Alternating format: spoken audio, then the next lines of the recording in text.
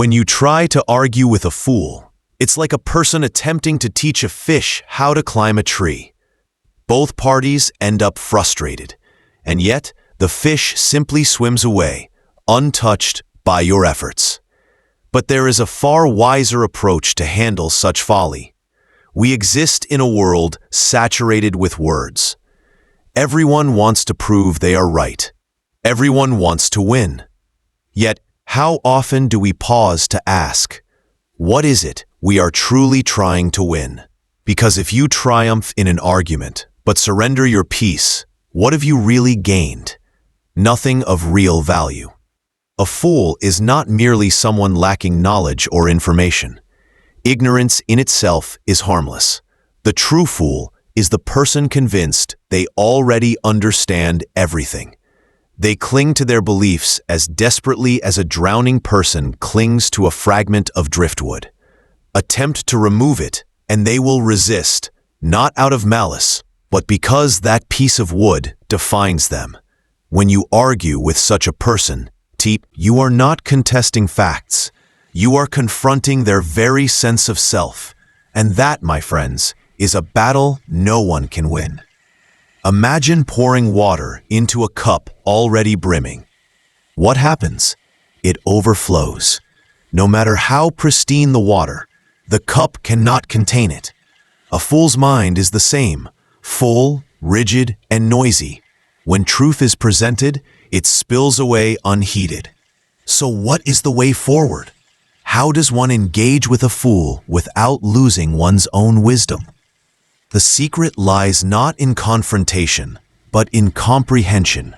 The wise observe, listen, and see through the chaos, but they do not step into it. Arguing with a fool is akin to dancing with a storm. You may begin with poise and intention, yet soon the wind overwhelms.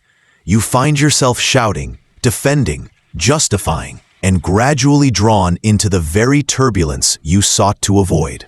This is why sages, mystics, and teachers like the Buddha have always revered silence as the highest response. Silence is not surrender. It is transcendence. It conveys, I see you, I understand you, yet I do not need to engage. Silence is not weakness, it is mastery. Yet mastery demands more than silence. One must also learn to channel their energy wisely. When a fool lashes out with words, mockery, or misinterpretation, it's tempting to retaliate, correct, or showcase your intelligence. That is exactly the trap. The fool pulls you down to their level of chaos, where they hold the advantage. They thrive on reaction. The wise, however, transforms the situation. They do not react, they respond. Often, their response requires no words at all, only action. For instance, if a fool brands you weak, do not argue about your strength. Simply live it quietly. If they ridicule your calmness, do not lecture on peace. Embody it. Through this, you reflect wisdom rather than noise. The fool finds nothing to latch onto, denied the conflict they crave. It's truly liberating. By refusing to argue, you step out of the performance entirely, leaving the fool speaking to empty air. But beware, the fool is not always external. Sometimes, the foolishness resides within you, the part of the mind insisting on being right, the ego that flares when misunderstood, the voice demanding victory. Never argue with a fool. First, learn to stop arguing with yourself. When you allow your own thoughts to flow without judgment, external fools lose their grip. Disturbance cannot touch what you have already mastered within. In Zen, there is a saying, the tighter you grip the rope, the tighter the knot becomes. In argument, both sides pull harder, escalating tension. True wisdom lies in letting go, in observing without clutching, and in walking away while remaining serene. Most of the time, we don't realize that the only way to untangle a tight knot is simply to let go. So the next time you feel compelled to correct someone, to make them see, to make them understand, pause, take a deep breath, and ask yourself, am I speaking to illuminate or am I speaking to be noticed? One arises from love, the other from fear. One brings clarity, the other drags you into endless debate. Approaching life this way, you begin to perceive fools not as adversaries, but as mirrors. They reflect back the parts of yourself that are still attached, still reactive. Every foolish encounter becomes a gentle teacher, pointing out where you still take things personally. And isn't that the real gift, using every irritation as a reflection for self-awareness? In this light, even the fool transforms into a teacher, not through wisdom of his own, but because he exposes your remaining illusions. Quietly, you can thank him and move forward. So what's the path? Instead of arguing, remain still. Maintain clarity. Practice presence. Act from understanding rather than reaction. In doing so, you embody the wisdom the fool has yet to perceive. Wisdom is not about changing others. It's about refusing to let others change you.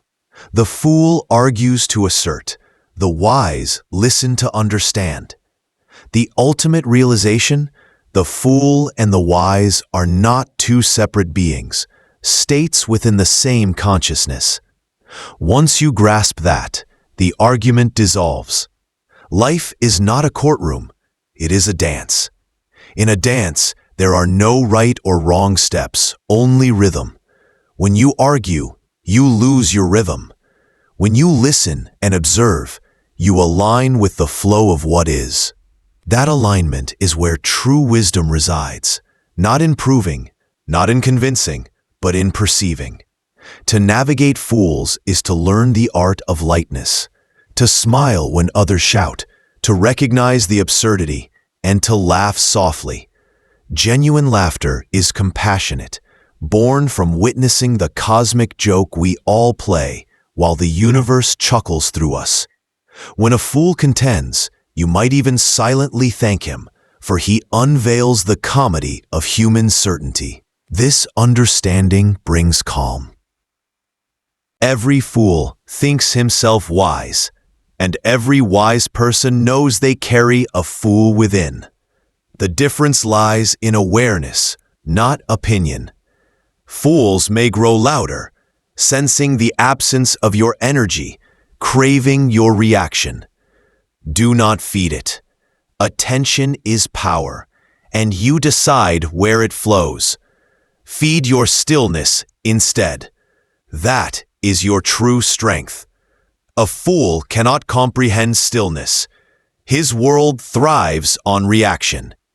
Your silence, your refusal to engage on his terms, becomes a mirror so clear it disrupts his illusion. It is like a pond. Throw a stone, and ripples distort the reflection. Let the water rest, and it mirrors everything perfectly. The trees, the sky, even drifting clouds. Likewise, when you stop throwing stones of argument, your mind attains a stillness capable of reflecting truth itself. In that calm, understanding blossoms naturally. You no longer need to convince anyone. Truth, like light, does not debate darkness. Should you intervene? Certainly. Silence is not passivity. Act without anger. Correct without contempt. Respond from clarity, not ego. If someone spreads poison, you don't wrestle them in the mud. You remove the poison and cleanse your hands. True action is effective because it is not personal. It flows naturally from awareness, precise, compassionate, and free from the need to win. People often ask, Alan, how do we handle those who refuse to understand? The politicians, the skeptics, the family members. And my answer is always the same. Stop trying to make them understand. Instead, embody understanding.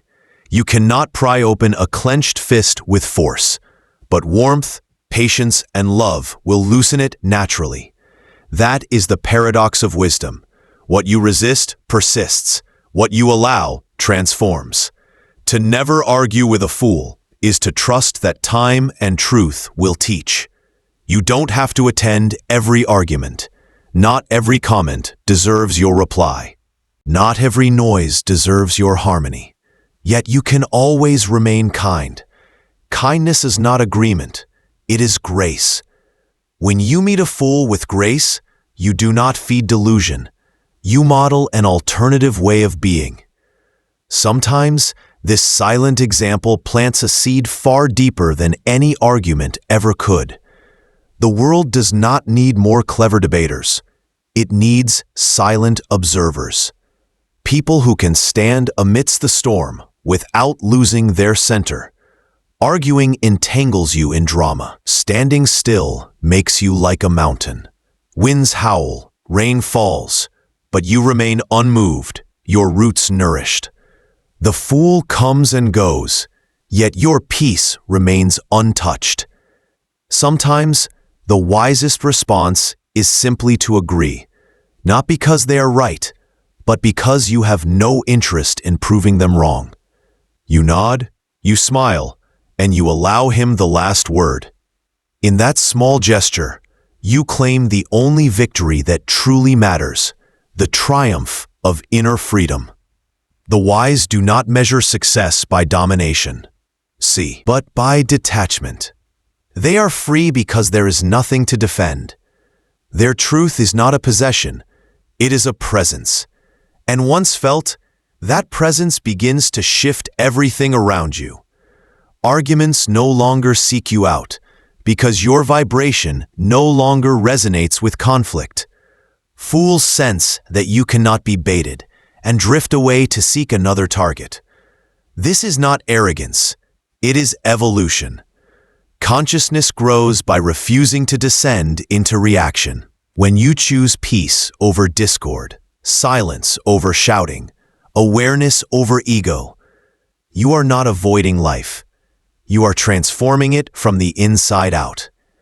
When you encounter the fool, the one who mocks, provokes, or misunderstands, see him not as an adversary, but as a test.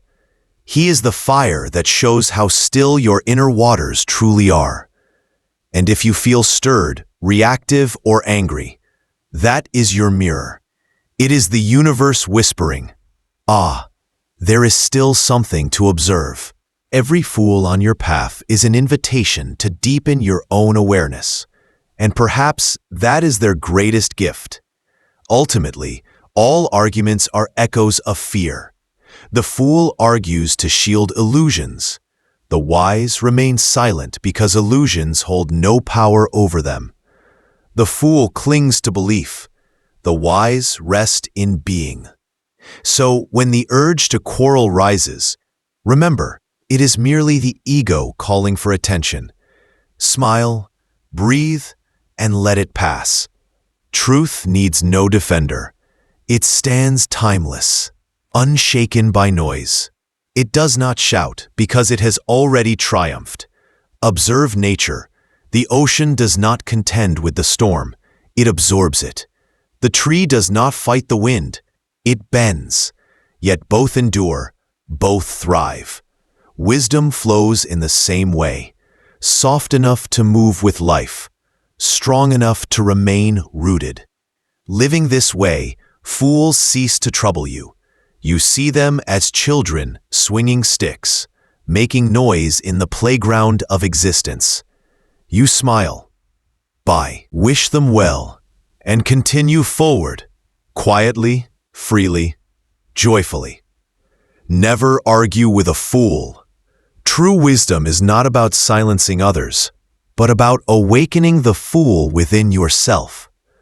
When you release the need to always be right, you step into freedom.